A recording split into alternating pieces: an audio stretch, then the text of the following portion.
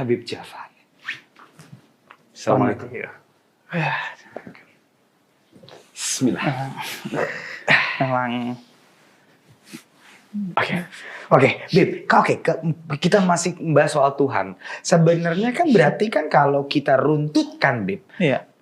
polanya tuh hampir mirip ya, Bib. Misalnya kita ngomongin soal Nabi Musa yang sudah terjadi di agama Jewish ya, yang mendapat hidayah Tuhan untuk membebaskan budak-budak.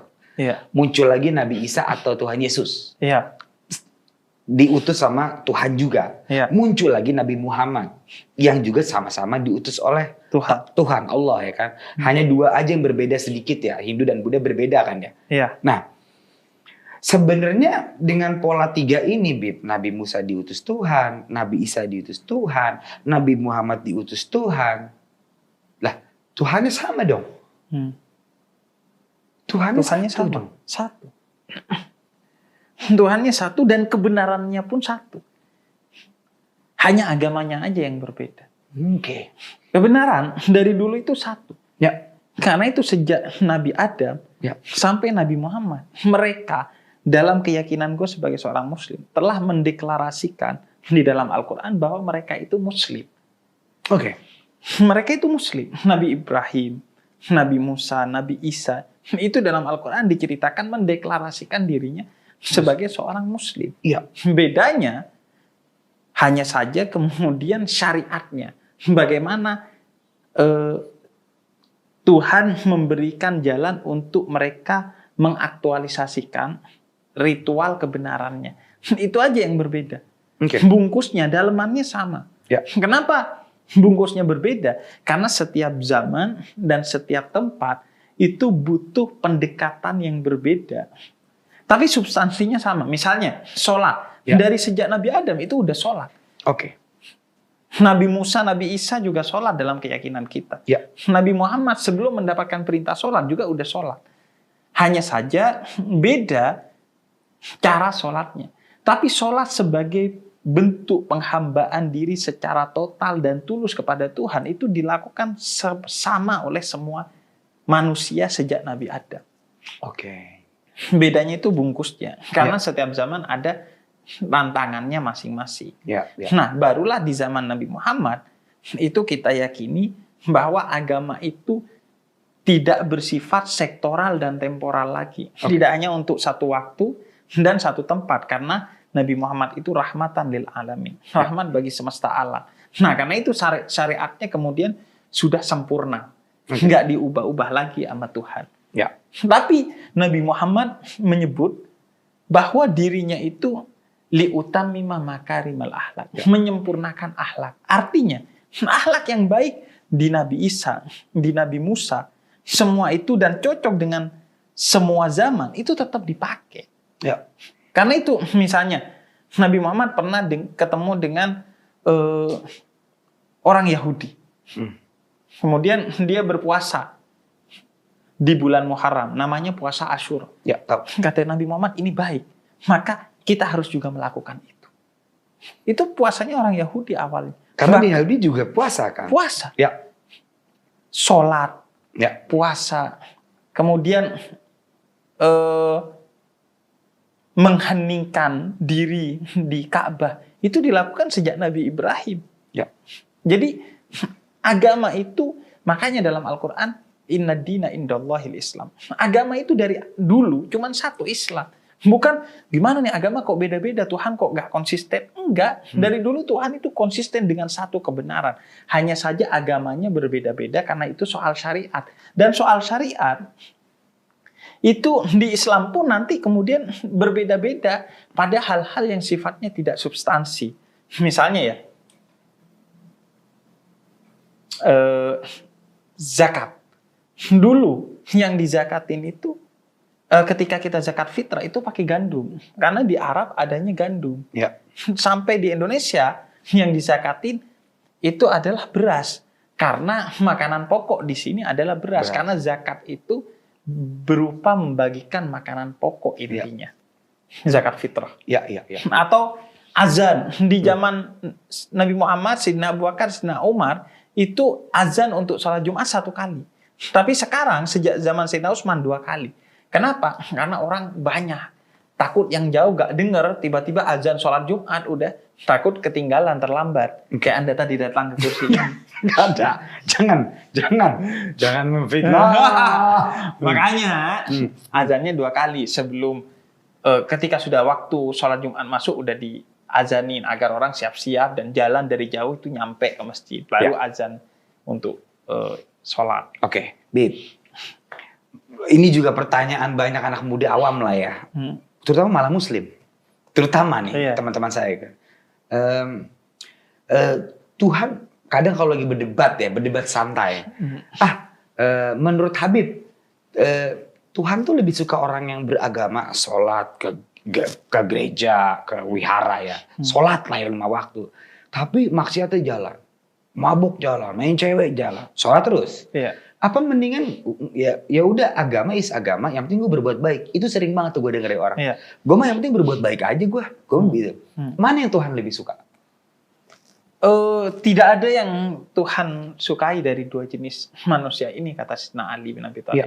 Sayyidina Ali bilang begini, nanti akan tiba zaman di mana ada orang bertuhan tapi dia tidak berperi kemanusiaan. Ada orang berperi kemanusiaan tapi tidak bertuhan. Ya. Karena itu Islam sedari awal itu agama yang berketuhanan dan berperi kemanusiaan.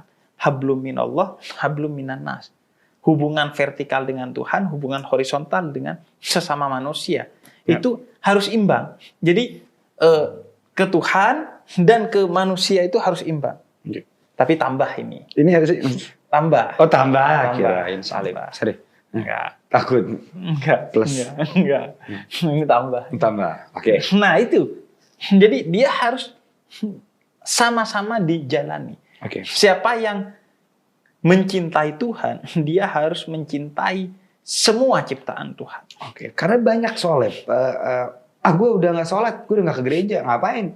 Yang penting gue berbuat baik, gue nggak jahatin dia. Gue nggak ini, itu banyak banget tuh di anak muda tuh. Yang penting gue berbuat baik, gue nggak jahatin, gue nggak nyolong, gue nggak mencela orang. Iya.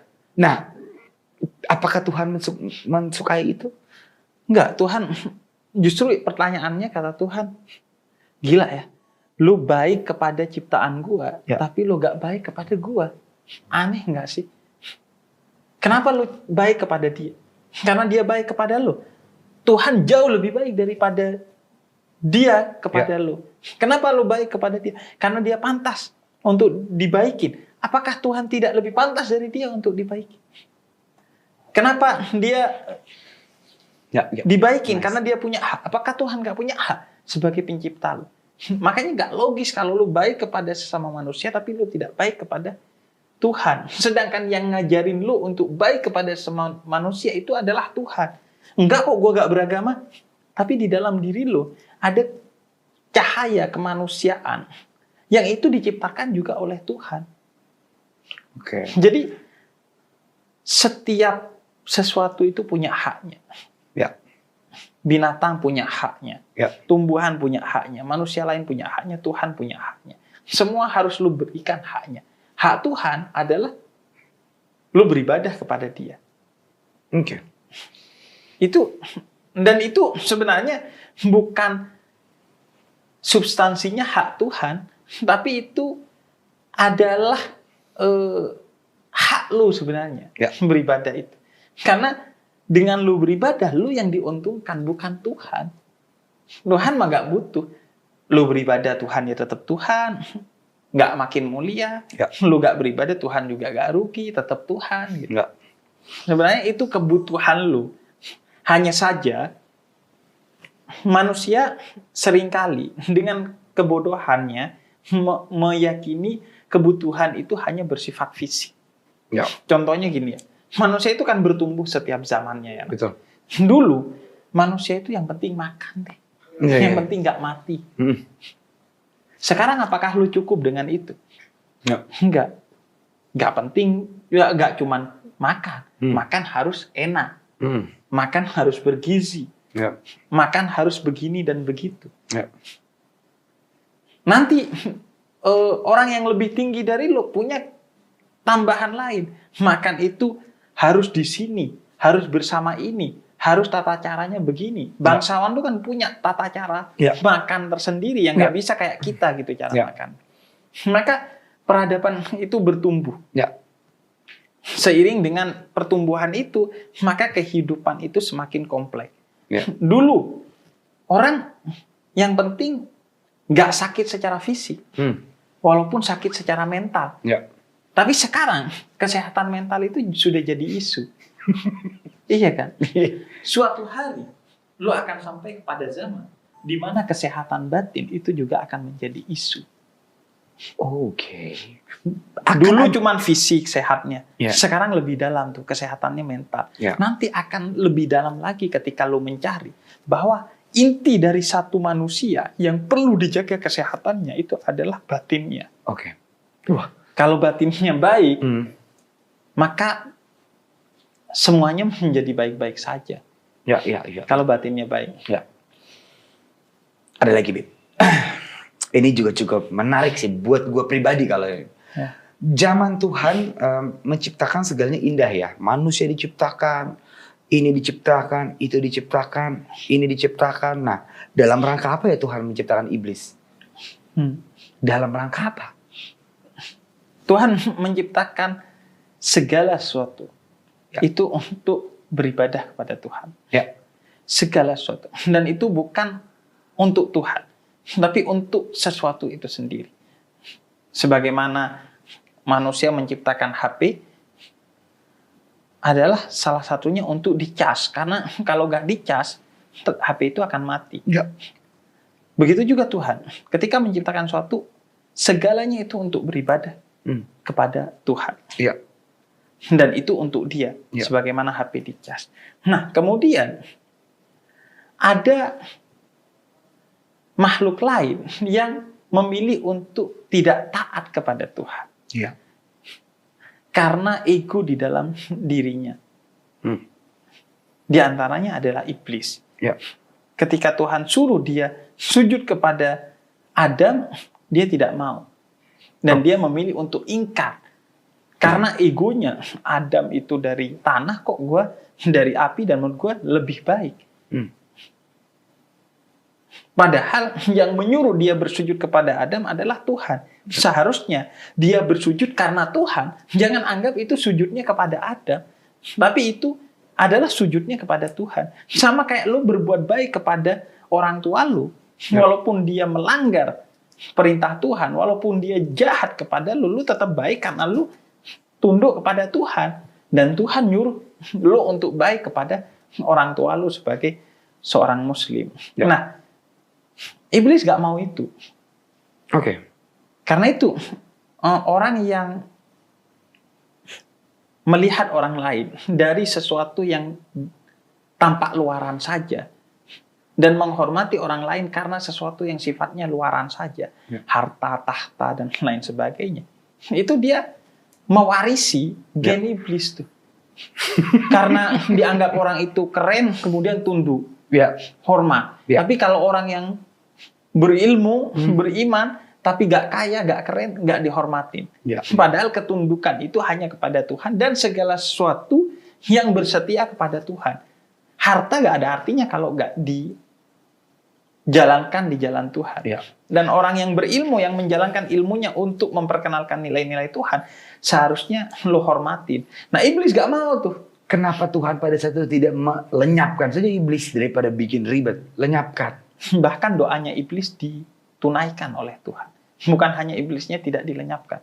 Iblis berdoa meminta agar dirinya ditangguhkan sampai akhir kehidupan manusia untuk menggoda manusia. Tuhan restui. Jadi kalau ada manusia yang ragu kepada doanya, apakah akan Tuhan terima dan tunaikan atau tidak? Mohon maaf, doa iblis saja yang murka kepada Tuhan, Tuhan tunaikan. Karena doanya itu akan menjadi hikmah yang sesuai dengan kehendak Tuhan, yaitu ujian bagi manusia. Baik nih iblis nih, kata Tuhan, untuk menjadi ujian bagi manusia. Urusan dia dengan kemurkaannya itu urusan dia dengan gua. Dan Tuhan sengaja biarkan dia. Karena itu akan menjadi kebaikan bagi kehidupan manusia. Ya. Sehingga orang menjadi baik itu akan diuji. Salah satunya oleh godaan iblis itu. Oke. Nah, karena itulah kemudian iblis dibiarkan oleh Tuhan. Oke. Kalau gak ada iblis, enak dong. Ya. Musuh kita gak ada. Dan kalau gak ada iblis, gak enak dong. Kita jadi gak bisa mengkambing hitamkan siapa-siapa atas kejahatan yang kita lakukan. Ya. Karena kan kita sukanya gitu. Ya. Kita melakukan kejahatan, wah, gua dipengaruhi oleh iblis nih. Terus kata iblis, mohon maaf, itu Anda aja yang bangsat. Saya seiblis-iblisnya saya, gak sampai segitunya jahat kepada orang. Iya. Karena kadang kita ini lebih iblis dari iblis. Betul. Iblis itu gak mau bersujud kepada Adam, tapi iblis tidak membunuh Adam. Ya. Sedangkan kita membunuh kadang sesama manusia. Ditembak lagi. Wah, Bisa ditembak, bisa ditembak, ditusuk, bisa ditusuk. bisa dengan berbagai cara, diracun. Ya. Itu sebenarnya pertanyaan ini cukup mengganggu saya. Kenapa pada saat itu Tuhan tidak lenyapkan saja iblis biar dunia ini ya lebih tentram? Kalau iblis lenyap, ya kemudian bagaimana Tuhan menguji iman lu? Oke. Itu part ujian dari Tuhan. Iya. Oke. Dan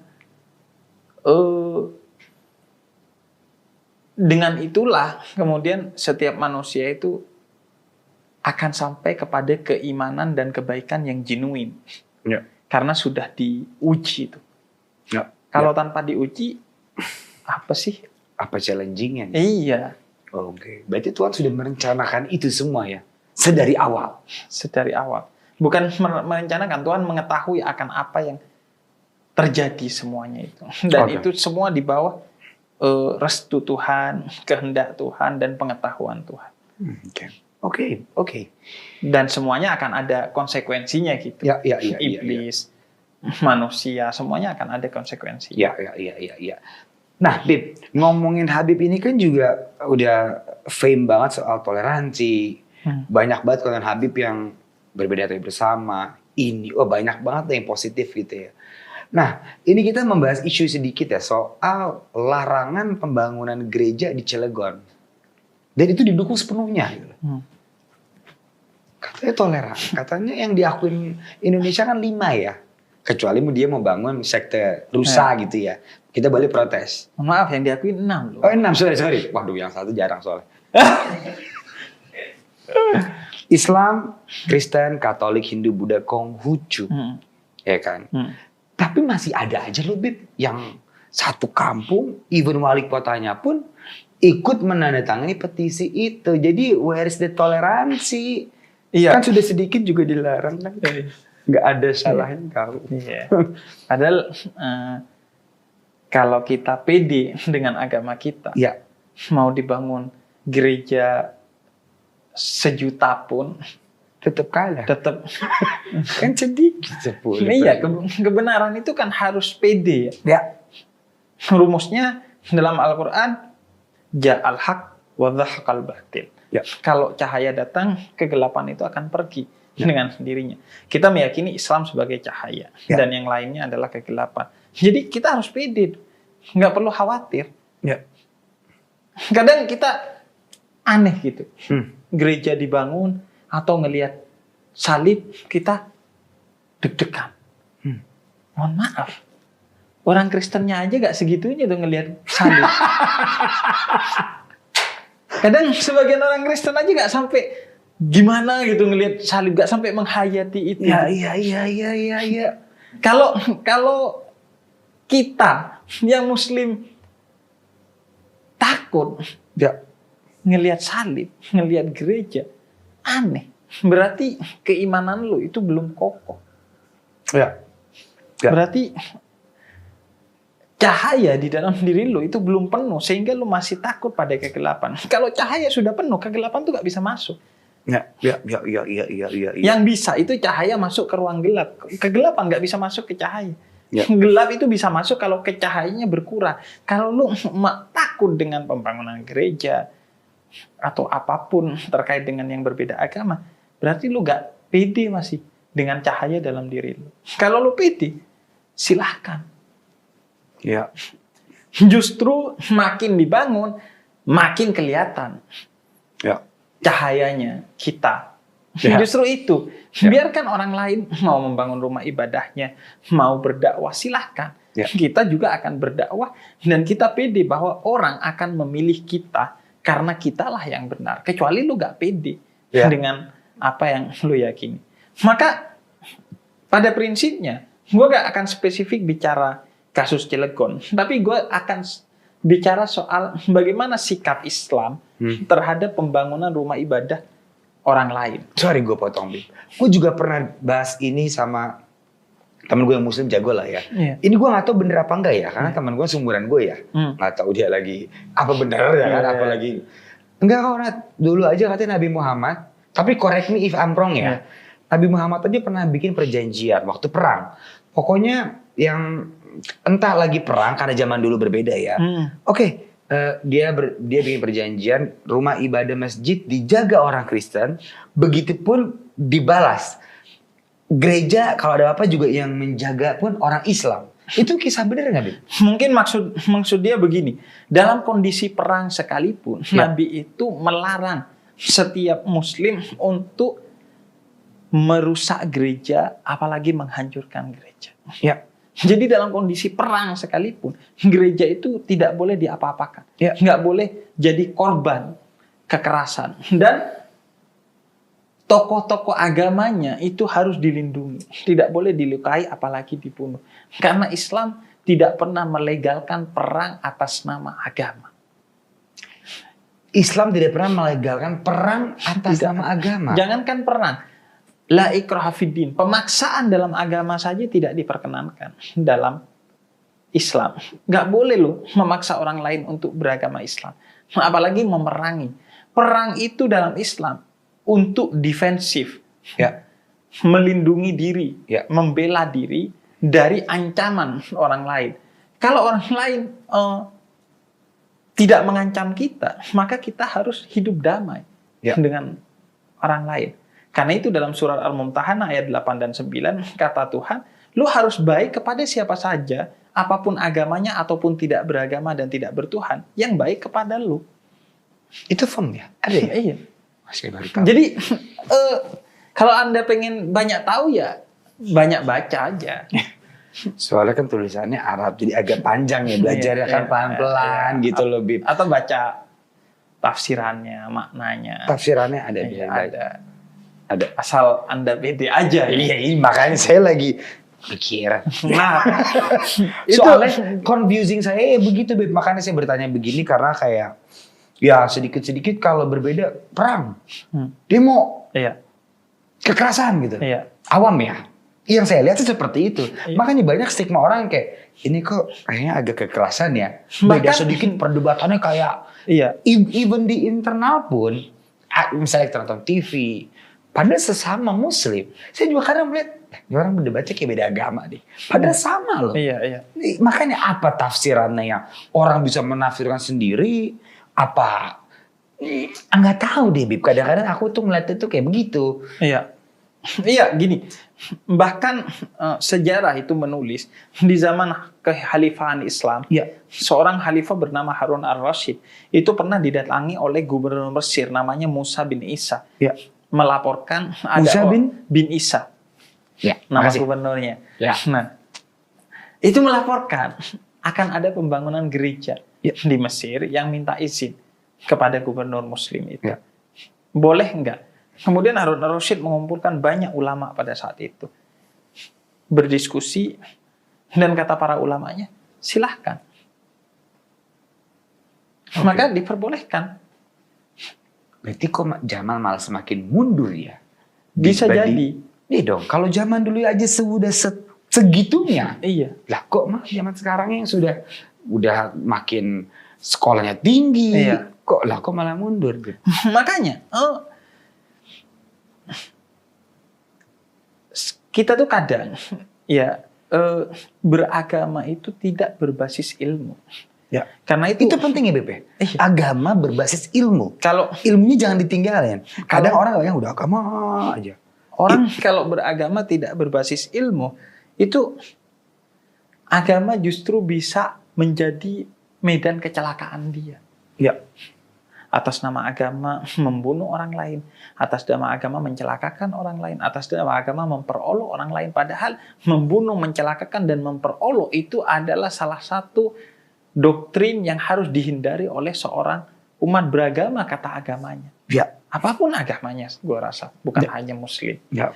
Nah, karena itu pentingnya beragama itu berbasis ilmu.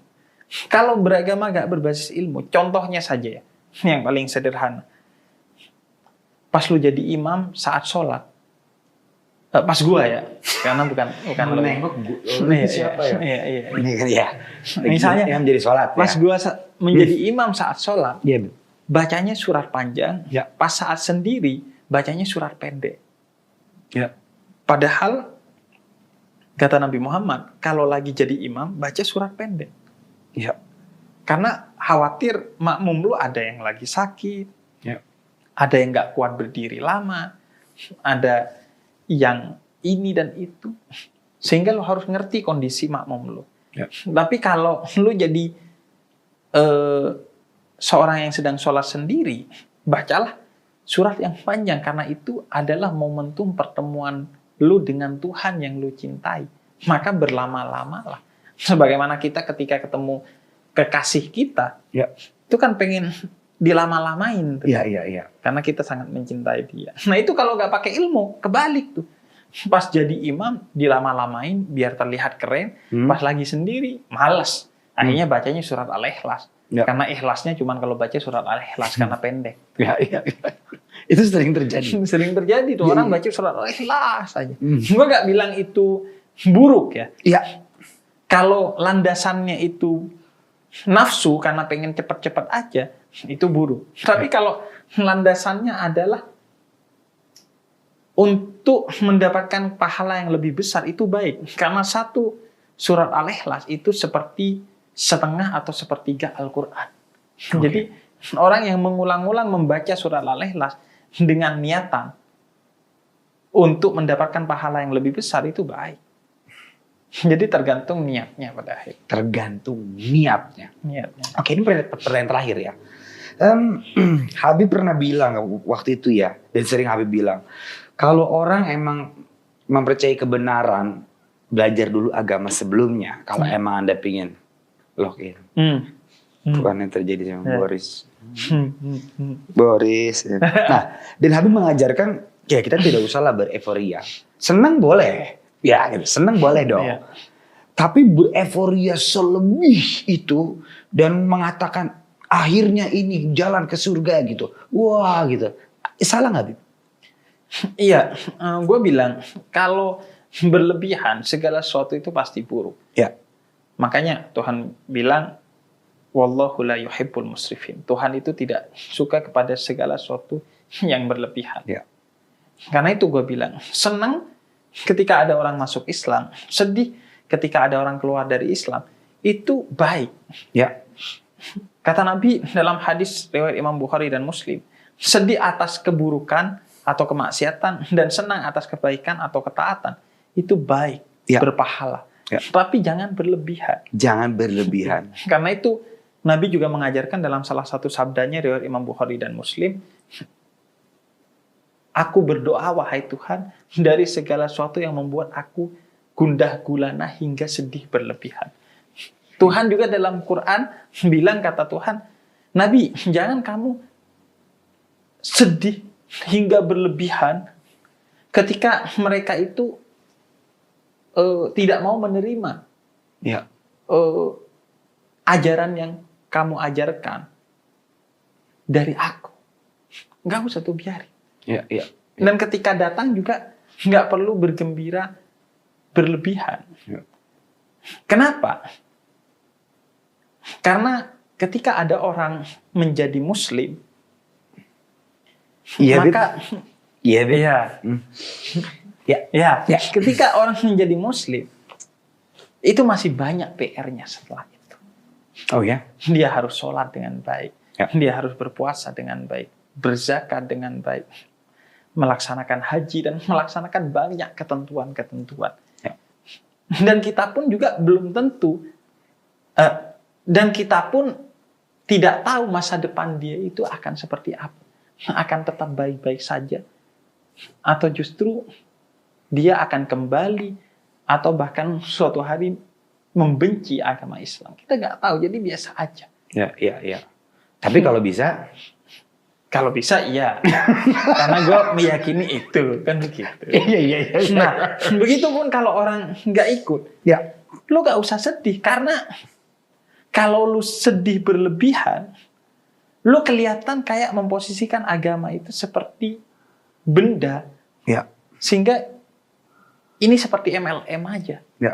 Yang kalau nggak ikut kita sedih. Nggak ikut seharusnya dia yang sedih. Karena ini adalah jalan keselamatan di akhirat dan kebaikan di dunia. Allah. Nah, jadi makanya ada kisah dari Syekh Abdul Qadir Jalani, seorang spiritualis muslim. Ya.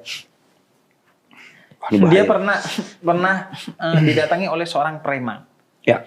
Kemudian kata preman ini, Tuhan mampu nggak?